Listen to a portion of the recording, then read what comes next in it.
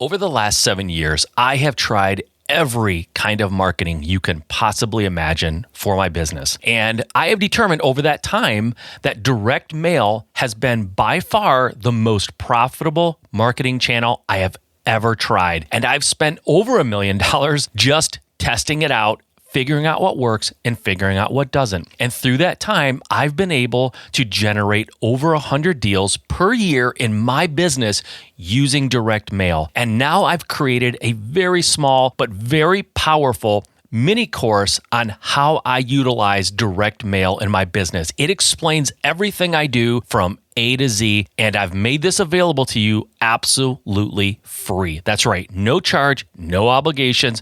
Just go to my website, MikeSimmons.com/winning direct mail. MikeSimmons.com/winning direct mail to find out how you can implement my system in your business and start generating more leads through direct mail. Go check it out. It's absolutely free. I can't wait for you to try it. We were the CEOs, which is awesome, but we were also the only employees and janitors to get it off the ground. And you're listening to the Just Start Real Estate Podcast. If you're serious about your real estate investing business and need real answers, you are in the right place. And now, your host, Mike Simmons. All right, thank you for joining me on Just Start Real Estate. I'm excited to have you here. I'm excited to be here with you guys. Thank you once again for joining me. If you're new to the show, welcome. I hope you enjoy it. I hope I meet all of your expectations and actually exceed them. If you are a return listener, thank you for being back. I really appreciate that. And if you haven't done so yet, please go and subscribe to the show. That is really the big needle mover for podcasters like me who want to get found, who want to get discovered and be able to help more and more people. I do that by you subscribing. That's what tells iTunes and all the platforms, hey, this is something people pay attention to and they like, so go and subscribe. It would mean the world to me. I have a very good show for you today. I'm excited about this. This is somebody that I heard on other podcasts. He was on BiggerPockets and some other stuff, and I heard him and thought he would be great for the show. So I reached out, and he agreed to be on the show. And his name is Omni Casey, and he's been a real estate investor and broker and coach for 20 years. He co-owns New Leaf Redevelopers with his wife and 3 kids, which is kind of cool. He gets the kids involved in all the transactions, which is awesome. And he is the co-author of the Cash Flow Breakfast Club, and you can go and get that at Amazon right now if you want to, and I suggest you do. After you hear this episode, I think you're going to want to go out and grab it, but you can go now and save yourself some time.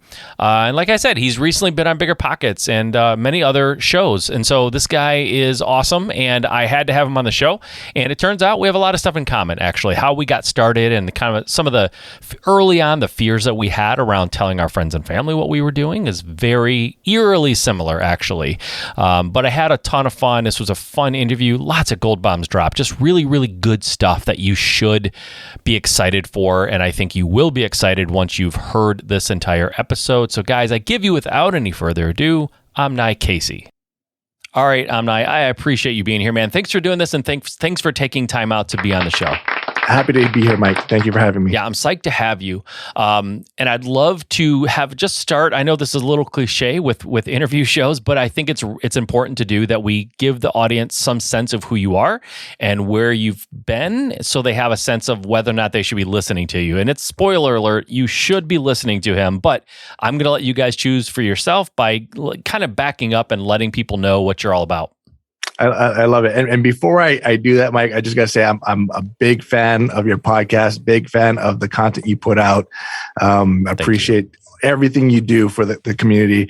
Actually, I went back this morning a while ago. I downloaded one of your courses on the postcard, like your postcard that you put out. And this morning, I'm like, it's been a while. So I went back and rewatched that. Just pure gold in terms of value there. So shameless plug for winning direct mail at MikeSimmons.com. Go check it out. Yeah, thank you, man. Absolutely.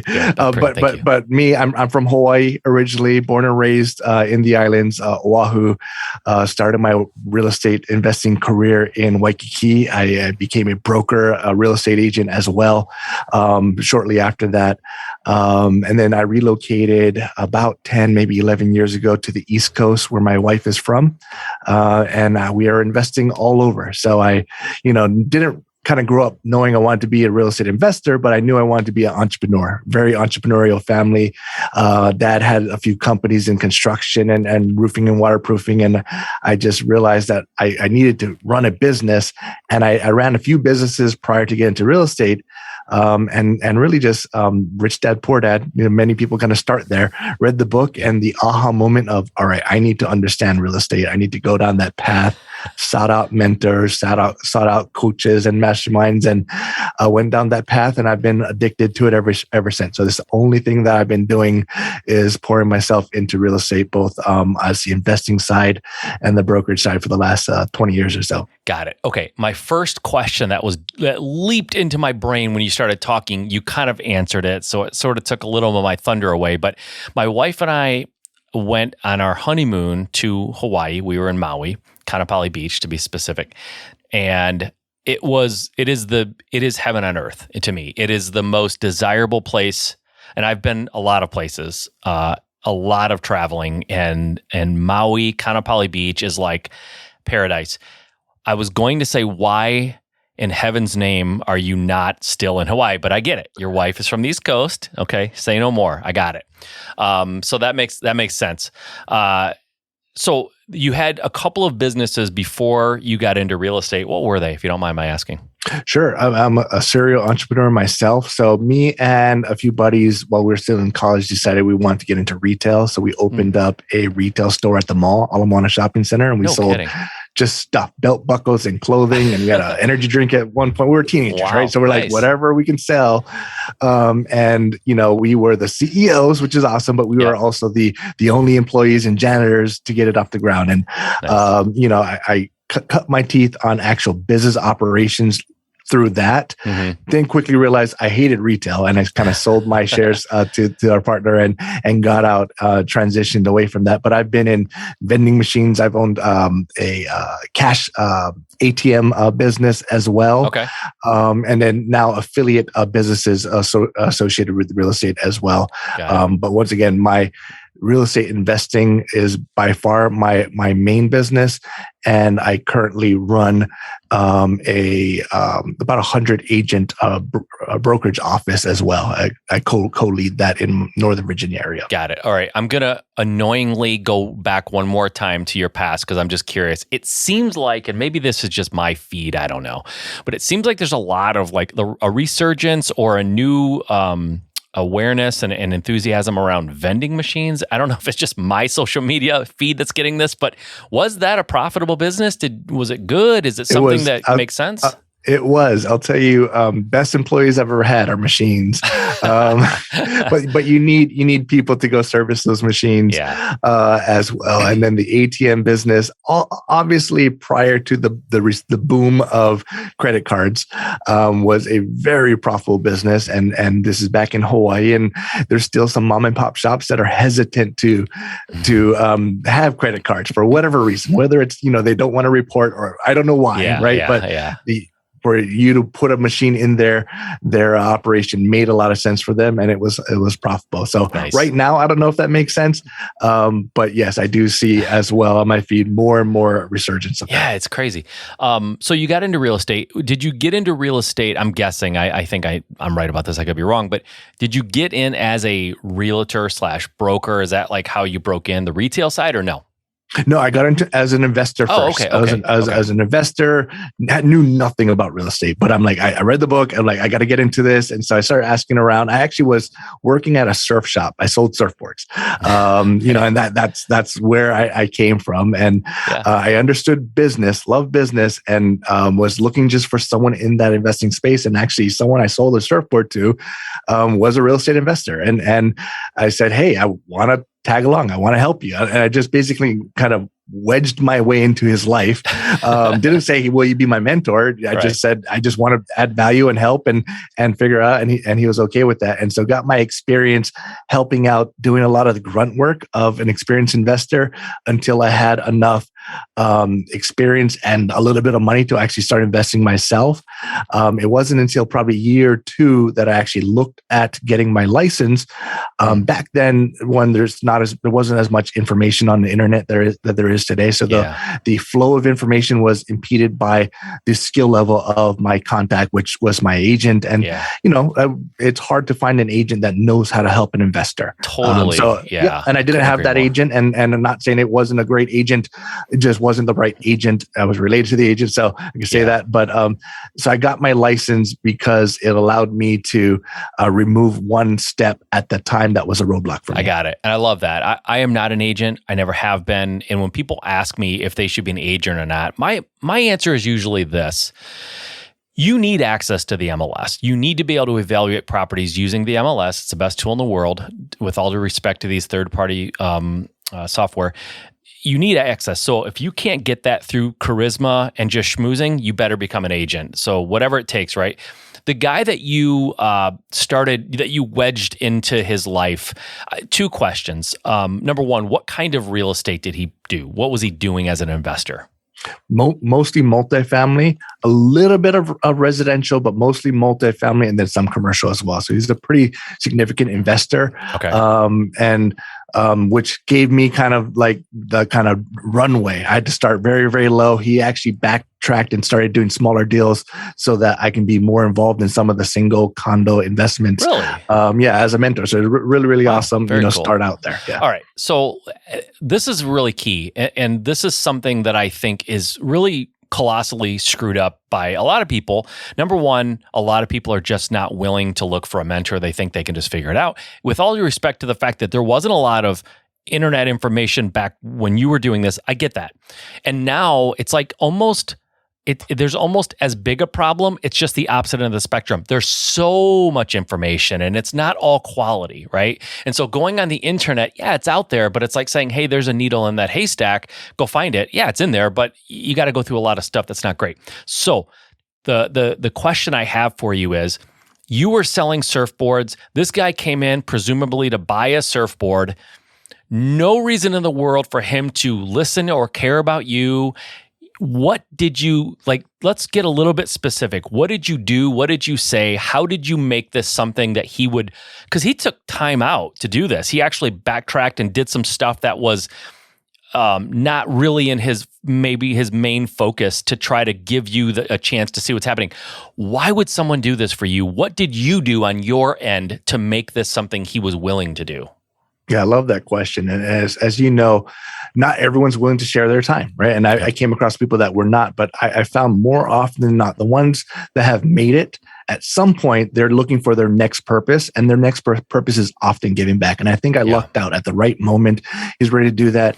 And I will say, if we didn't build a relationship prior to me even understanding he was an investor, I probably wouldn't have been able to do that. But part of the sales process, right? Part of helping customers, we're looking at this $4,000 surfboard, and so there's part of that. We're building a relationship of me selling him something, and so we already kind of had this connection. And it's just like, by the way, what do you do, right? And then like light bulb, like, oh well.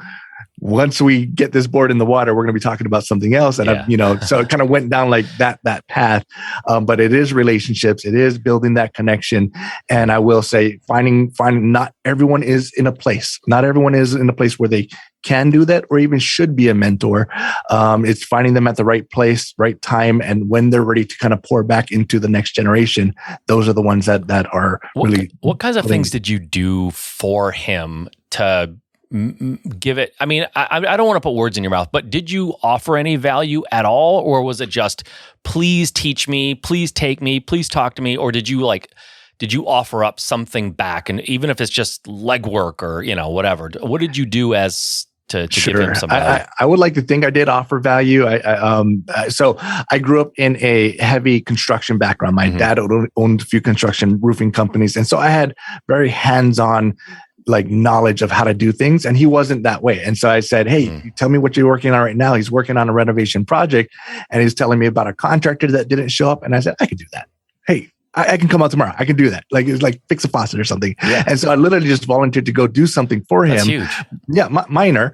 And then along the way, I completely, redid kitchens and bathrooms for him. Things that I've done in the past that, took time, but I was more than happy to do it just to be a part of the project. Eventually, he taught me how to find deals. And so I found deals, for him, and I would bring a deal and I would earn my way. I had zero money to start, right? So earn my way in with equity of finding deals, and then saved up enough to where I could start to partner in and bring money to a deal and start to do my own stuff. So I think offering value, and I don't think I took the approach of tell me what I can do. I kind of found out through what his pain points were and said, I can do that.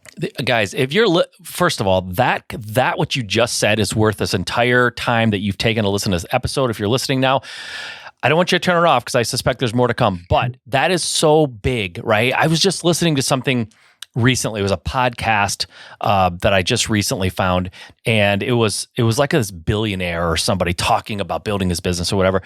And he said, the worst thing you can do when you want to help somebody is say, what do you want me to do? Because you put all of the burden on them to figure out how to best utilize you.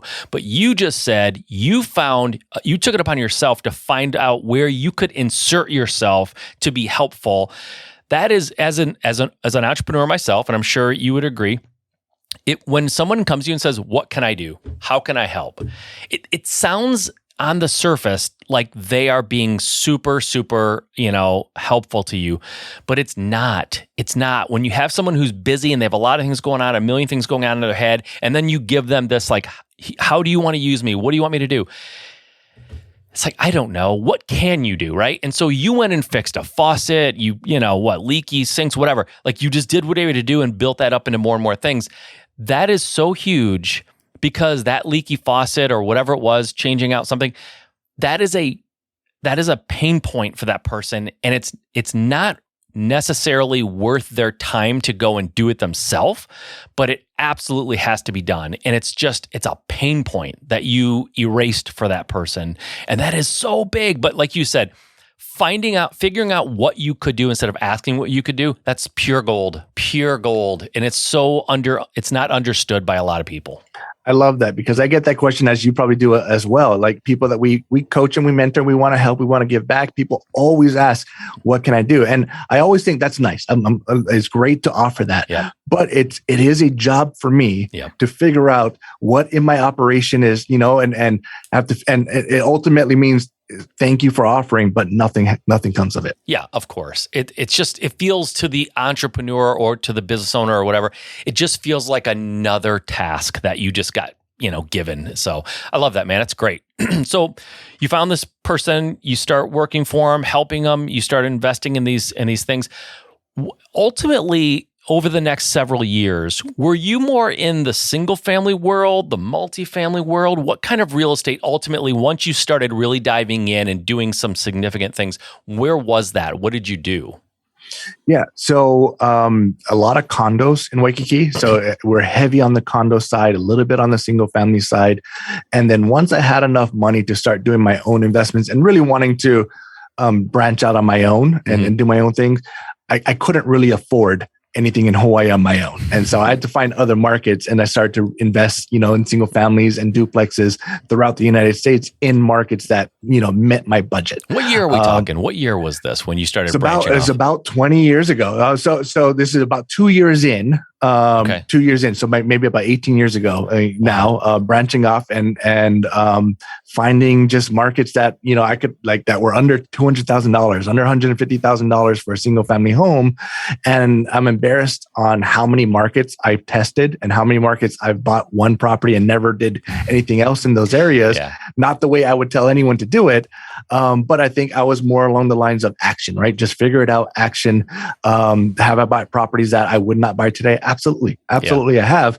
But they didn't ruin me. They just kind of were a step in my process for education. Yeah. I think now I'm more in the lines of finding the areas that are great investment areas, but most importantly, I've been able to assemble really, really good teams in those areas so that they're more passive for me. And if I find a good good team, which is a great agent, a great property manager, a great contractor team, then I can invest almost unlimitedly in that area around them. Without that great team, I'm stuck with one property. Like, I don't want to reinvest in those areas just because I've never found that rock star team, but I haven't put it.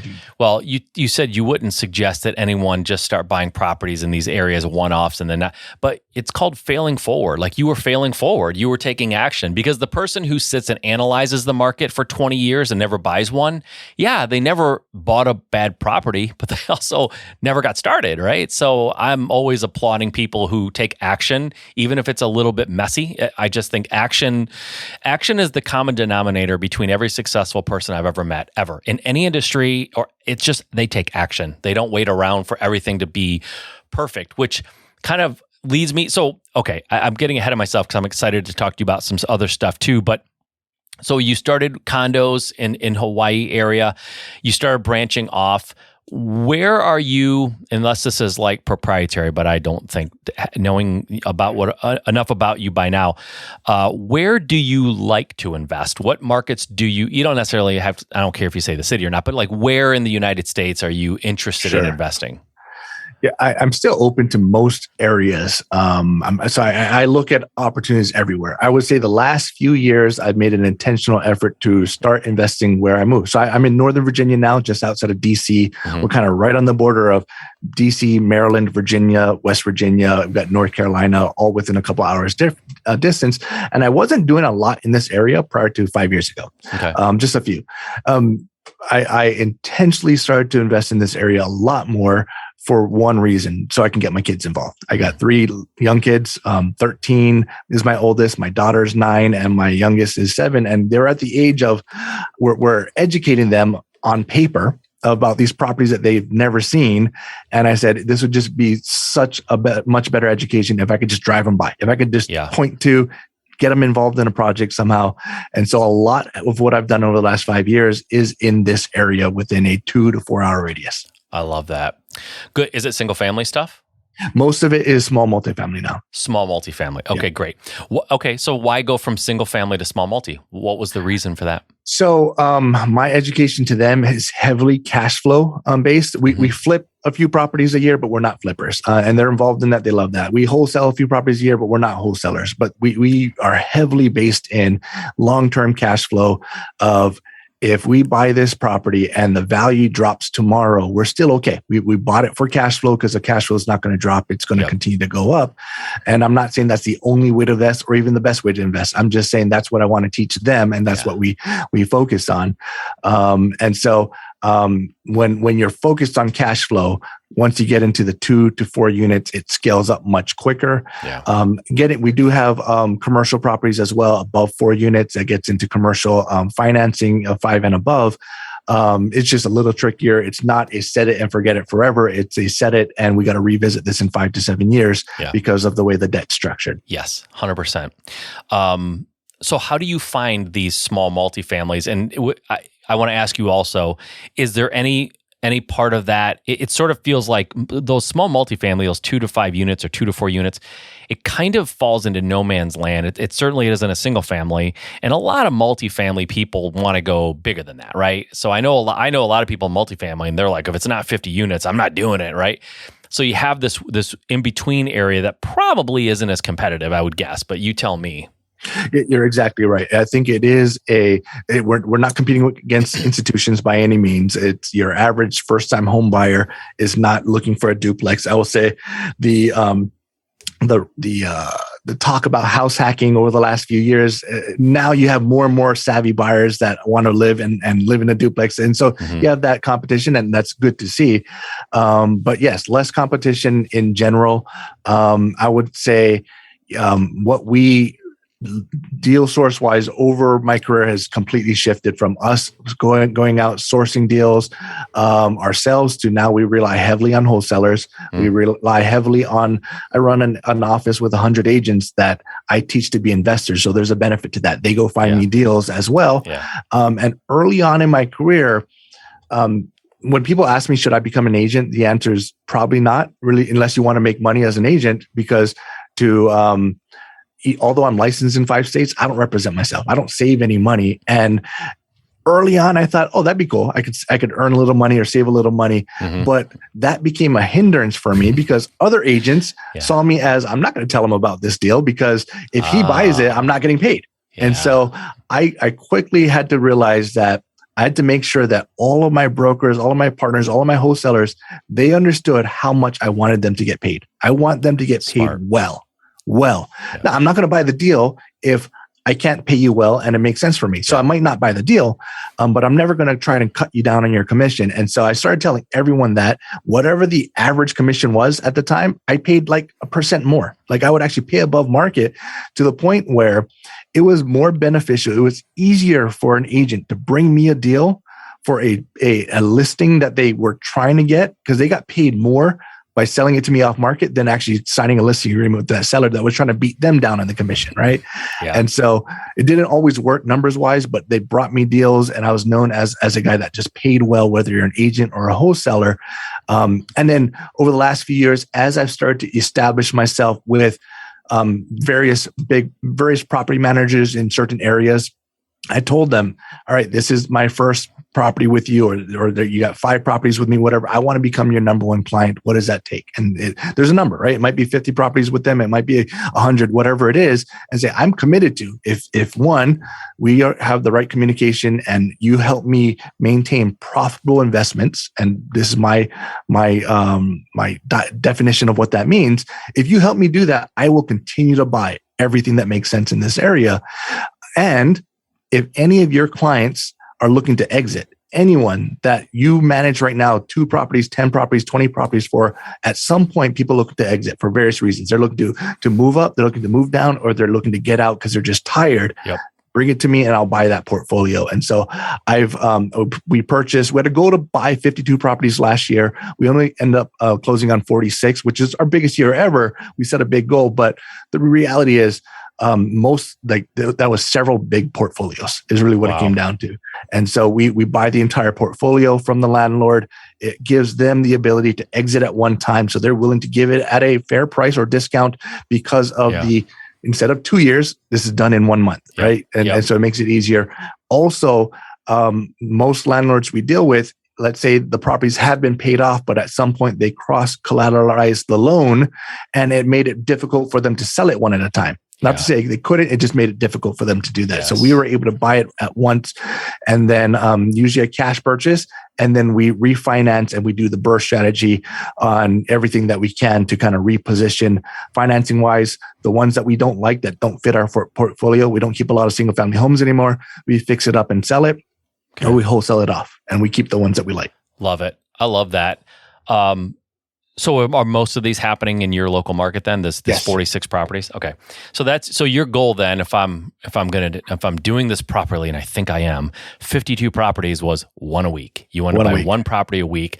That's very cool. I like that. And 46, by the way, that is a really good point too. You make a goal if you fall just short of it, but your goal was, a nice big stretch goal that made you excited. That's really awesome, because my guess is if your goal would have been 46, there's a chance it might have been less than 46, right? So that's why you should always make those longer goals. Yep. So in this market that we're in now, first of all, let me say this, and I'm obviously saying it tongue in cheek.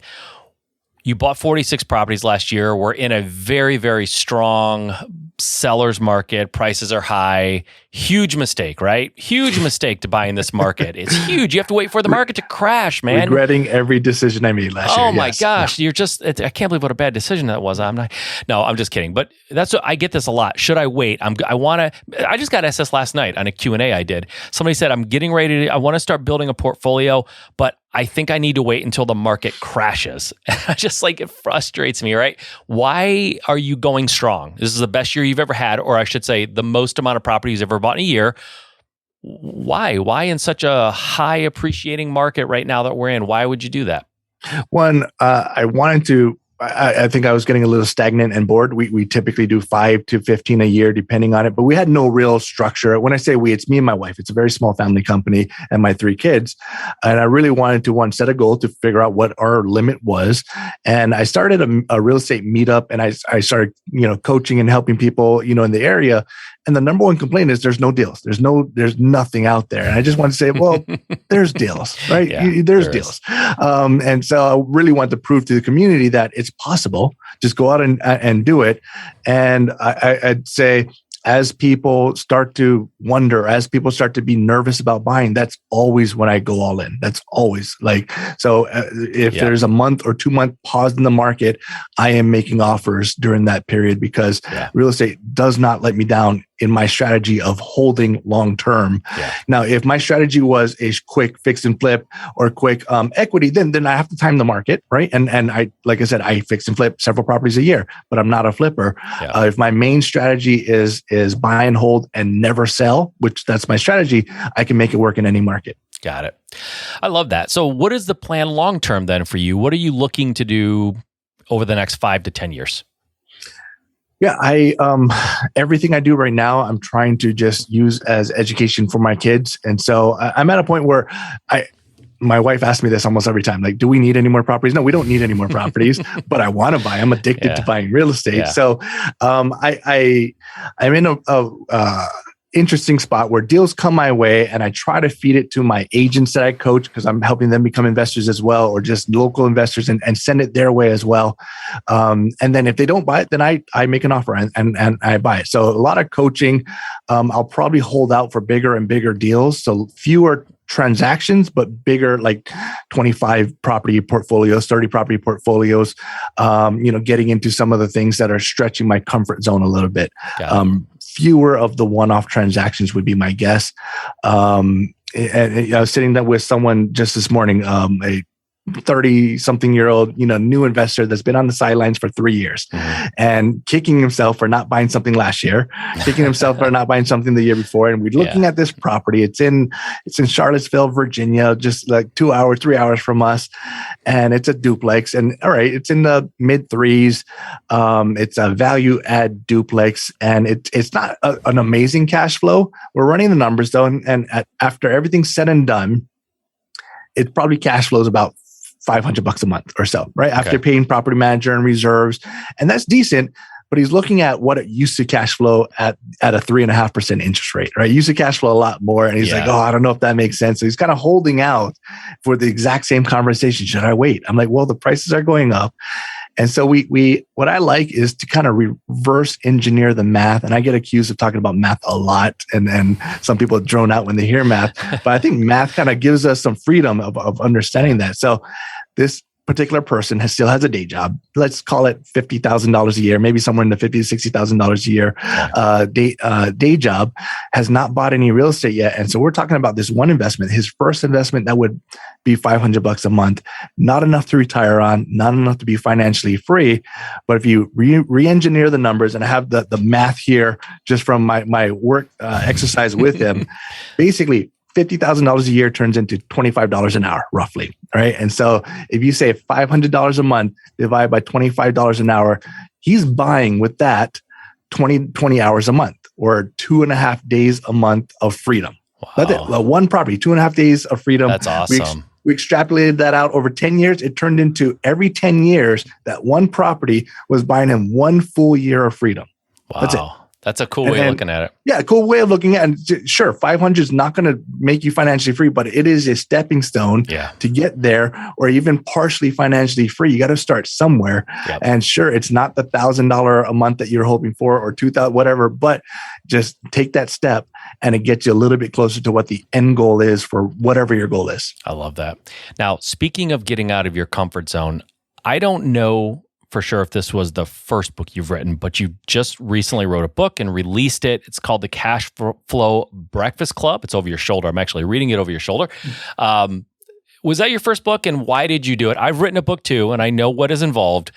Why did you do it? Unless you love to write, why would you do this? I wouldn't wish being an author on anyone in my life. I'll tell you. Yeah. Yes, it is the first book that I published. I've written the sequel to this that I don't know if I'll ever go through the process of publishing it, but I wrote it several years ago. I think it was more therapeutic for me to write than anything. It was my story. It started out as my story. Okay. And my investment career, for the most part, was in secret is not the right word, but we didn't tell the world. We didn't tell my family. We didn't tell my wife's family. We did the exact same thing, dude. My wife and I, when we started, we didn't tell anybody. Go ahead. This is fascinating to me. I love meeting someone like me. Yeah, exactly. And I had in my head, I had the reasons why, right? And it was, looking back at it from the therapist couch, is like, it was probably my insecurities, right? Because I didn't want to be rejected. I didn't want whatever, right? I didn't want to come off as one. I didn't know what I was doing to start out. So I'm not going to go tell people about something I'm about to fail in possibly. And then I start to see some success, but as we know, some success is still struggle and failure, right? In real estate. And so there was never a clear cut, like, oh, now I'm an amazing investor transition, where it made sense. And once I start to see the success, it kind of felt guilty of I should have told people a while ago. So God, dude, this is like literally, this is what I lived this. It's so funny you say that. I had that same thing too. Like now it's awkward because there's this time period that I should have told them. Yeah, go ahead. I'm sorry. It's just so funny. It's exactly what I relate to you so much because I just, once again, it is awkward. And so many of my family did not find out, or friends, family, people I grew up with did not really find out about the extent of what I do in real estate until I was on BiggerPockets episode last year. That was really the first time most of them heard about it. Some of them a little bit, I've reached out to me, said, hey, I saw something that you posted locally. And I don't live where all my friends and family, they're all in Hawaii and I'm kind of a whole world away. Yeah. So I've been somewhat separated. And now, since it came out, now like it is guilt that's driving me. I feel so guilty about not helping, not coaching, not training. Yeah. I have a big family and all my family, turns out they love real estate, which I did not know, right? Yeah. They're obsessed. They all want to do it now. And so now I'm helping I got, there's 8 siblings total, right? Seven boys, 1 girl. My goal is to help each of them buy a multifamily to get into it. Nice. And some of them are several properties in, some are just kind of on the sidelines waiting to do that. But it's been so rewarding with not just family, but friends, colleagues as well, just kind of telling your story. But once again, I started to feel guilty. So I wrote the book as therapy for me to kind of get my story out and get my lessons out. Yeah. And as I was locally coaching and training really real estate agents that are under me, I want to help them to not just learn how to be a good real estate agent, but learn how to be financially free through real estate investing as well. So I was using that as my training manual. So it kind of became my manual. Never thought I'd actually publish it because I never really wanted my full story out there.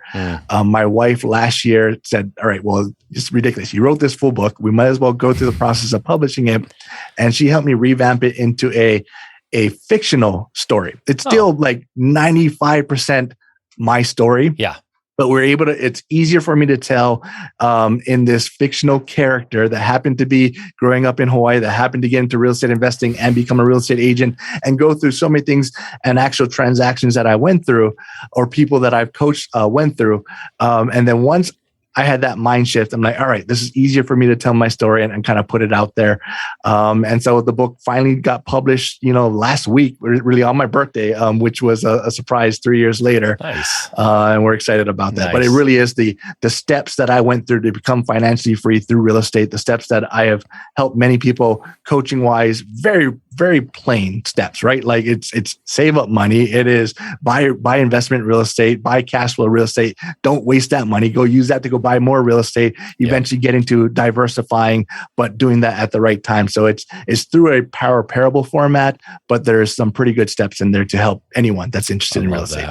I love that. So how can people get it? Should they go straight to Amazon? Is there a website they should go to? So Omni, the investor guy, there's a place to buy the book on there. But Amazon, it's in Kindle format, e-format, and print right now. We actually sold out the first week, so we had to get more into Amazon. So by the time this comes out, it should be available. Nice. And then actually by the time this comes out, the Audible version should be available as well. We're having someone record that for us. So we're excited about that. I also, this is a strange, weird fact, but I wrote my book.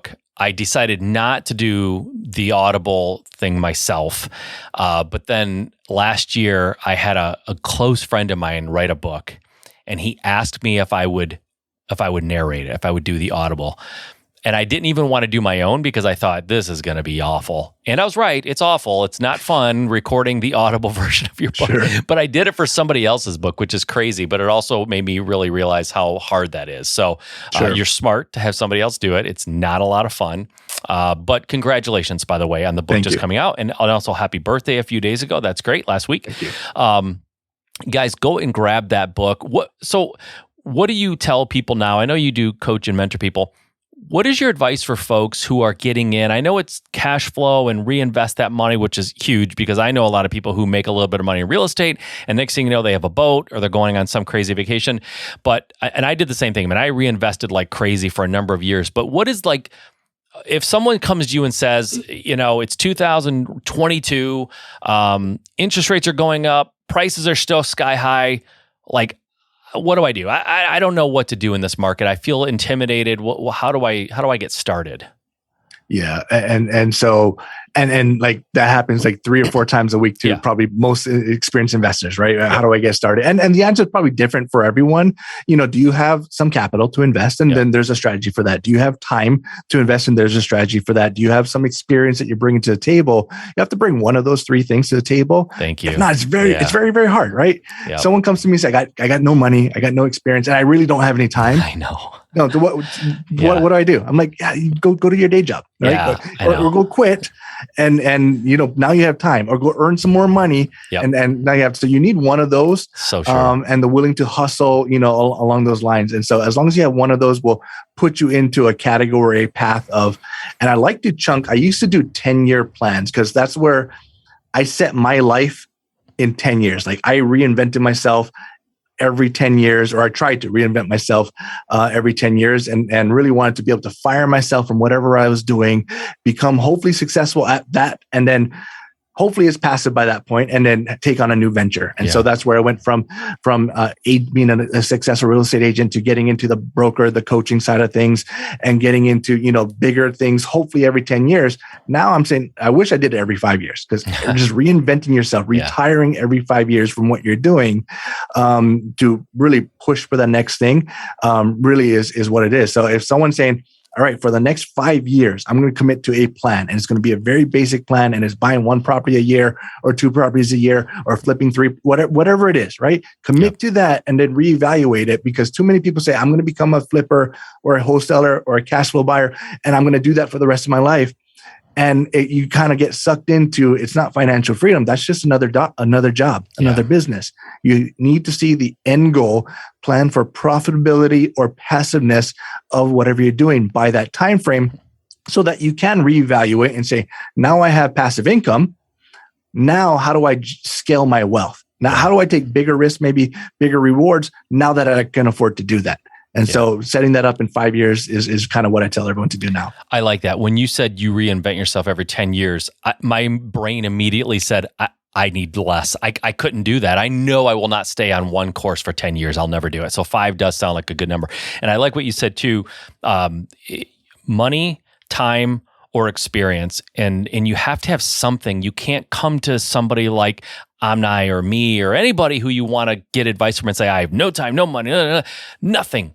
What do I do? How do I become rich in real estate? It's like, I don't know what we're not magicians. You know what I mean? We can give you advice, but we can't bend and shift time. So you need something, right? You need to have some way there. And by the way, it's very legitimate and makes total sense to go and apprentice or work for somebody for free for the knowledge, exactly what you did, right? Make yourself valuable to somebody, and then make yourself indispensable, get all the value that they can provide you with a mutual arrangement that makes sense for everybody, and then go on and do your own thing. That's free. It doesn't take tons and tons of time. Like, you can do it. I never want to hear the excuse, I wasn't born in the right city, I don't have enough money, my parents never told me anything about entrepreneurship. My parents worked in the automotive industry, like union, automotive. I'm in Michigan. Like, how many entrepreneurs do you think I had around me? Like 0, right? Sure. 0. So there's no excuse if you want it bad enough. Like I said earlier in the show, the common denominator of success is action. So get out there and start taking action. It will be messy at times, but I think that's really what people do. Omni, man, listen, it's been a real pleasure to meet you and to have you on the show. I listened to some things that you were on. I investigate. I always do that, right? I go in and try to figure out who I'm going to be talking to. And, usually I have a sense of whether or not I think it'll make sense. And this one definitely did. You're a great guy, super forthcoming and very transparent, which is awesome for a host like me to have somebody on who can talk and be very transparent. And you say things plainly, which is super, super helpful when you're trying to understand a concept. So thanks for being on. Thanks for being so giving with your time and dropping the gold bombs, because you did drop both gold bombs here, and that's huge, man. I appreciate your time. Anytime, Mike. This is awesome. Love the conversation as well. All right, man. Thanks, and hopefully we'll be talking in the future, and we'll catch back up and see what you're up to. Look forward to that. All right, man. Good luck with the book, and go grab that book, Cash Flow Breakfast Club. Go and get it right now, and they'll be back in stock by the time you guys hear this. So go grab it. All right, man. We'll see you next time. All right, guys, I hope you enjoyed that. Some serious gold bombs dropped by Omni in that conversation.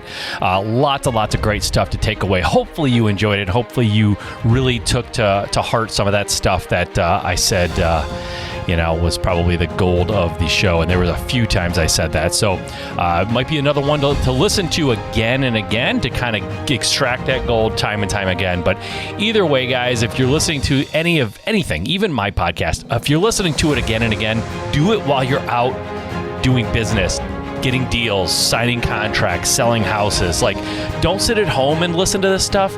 Listen to it on your drive. Listen to it while you're out making things happen. That's the name of the game. Get out there and get started. Make today the day that everything changed for you, and you look back in a year and go, that was the day I got started. Make it today. We'll see you next time.